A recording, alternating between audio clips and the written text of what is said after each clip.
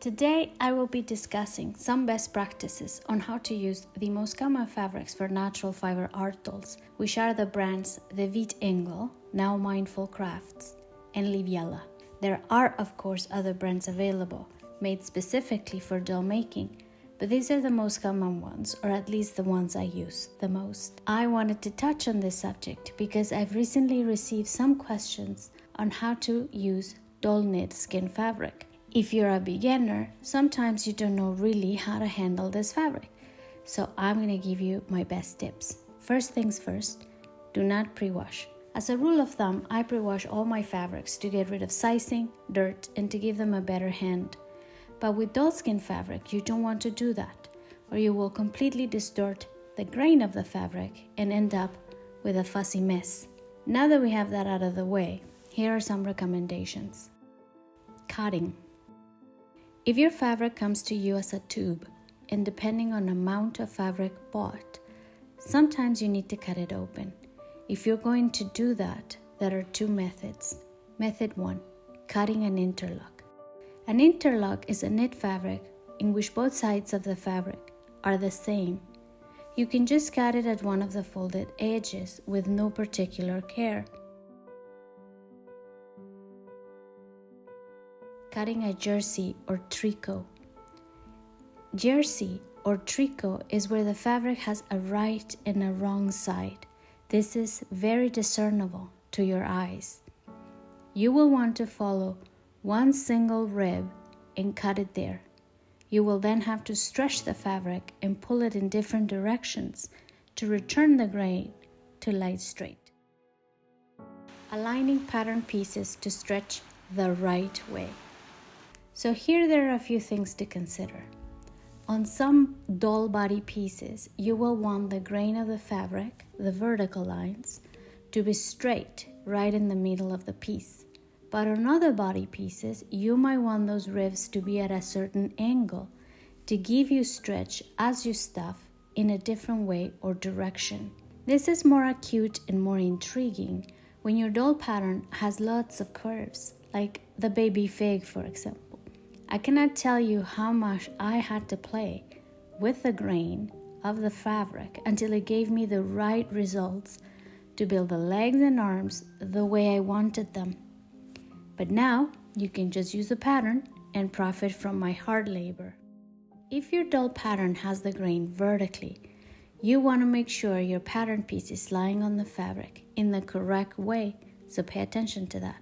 If you position the pattern at an angle, when the body piece calls for the grain to be straight and you stuff said body piece, it will look distorted and it will shift and twist even more with the passage of time. So it is very important to pay attention to the grain your doll body pieces are supposed to be in. Lining. You can line any of the doll skin fabrics for better stuffing results or for sturdiness. I normally try to use 100% cotton jersey, even if I'm using interlock for the doll skin fabric. But in some occasions, you can line with woven fabrics. Lining with woven fabrics will remove the majority of the stretch in the knit.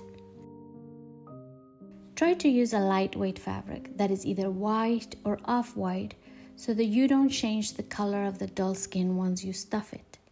If you're in a pinch, you can use the same doll skin fabric, but doubled.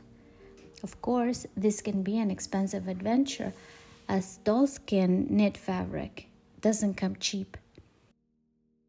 Some doll makers go as far as interlining or interfacing certain areas of the doll body so they retain their shape and do not become misshapen once you stuff them. These are my tips on what not to do. Place the pattern pieces off grain. Use the wrong side of the fabric facing out. For example, with the Wheat Engel, the best side to use to be facing the world is the inside part of the tube. That's why you trace your pattern as the fabric comes to you in a tube, so that when you turn the pieces right side out, the right side is the one showing off to the public. If you're using a jersey or tricot like Liviella, the wrong side is the one with the little pearls and the right side is the one with the vertical lines.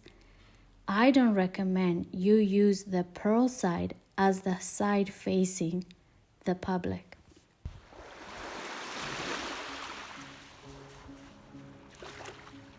Using the factory fabric fold on any part of the doll. If you use the factory fold on any part of your doll, you will be able to see it, as the dye and permanent fold has distorted the fabric and pulled more dye right at that fold. I see way too many dolls with the factory fold right over the face. Please don't do that. Try to match your pattern layout so that you're always cutting the perimeter of your pattern pieces there and you don't waste fabric. But don't attempt to use this very small area of your fabric, especially not across the face or a part that is easily visible on your doll. Even when you moist the fabric and you iron it, you might only temporarily reduce some of the visibility of this fold, but then it will be visible again. Please trust me, it is a disservice to the long hours you will be investing on your doll to use just this one bit of fabric. Runs. What to do if you encounter runs in the fabric or how to repair.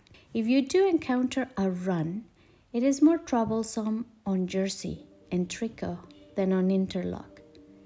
If on a jersey, you will want to immediately repair it by doing a Swiss weave or darning process. See elsewhere on the internet for this. If on an interlock, you have a little bit of leeway, but you also want to reinforce the perimeter so that it doesn't keep expanding. The main culprit of runs are nasty pins as you're positioning sculpting stitches or putting or draping the fabric down. Embroidery needles sometimes as you try to lift the needle at a weird angle when you're embroidering the eyes, you end up lifting the fabric elsewhere. Or sometimes doll making needles with ginormous eyes. My advice is to use small pins, not the big quilting ones with the big yellow heads, and to discard any pin that has a rough point. To be very careful when you're embroidering the eyes or the mouth, take your time. And to get rid of, or at least not use in your doll making at least, very large needles with very big white eyes.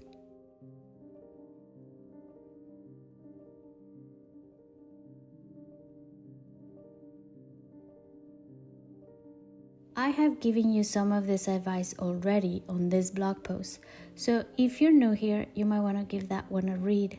If you have any pending questions regarding dollskin fabric, be sure to let me know in the comments. See you soon.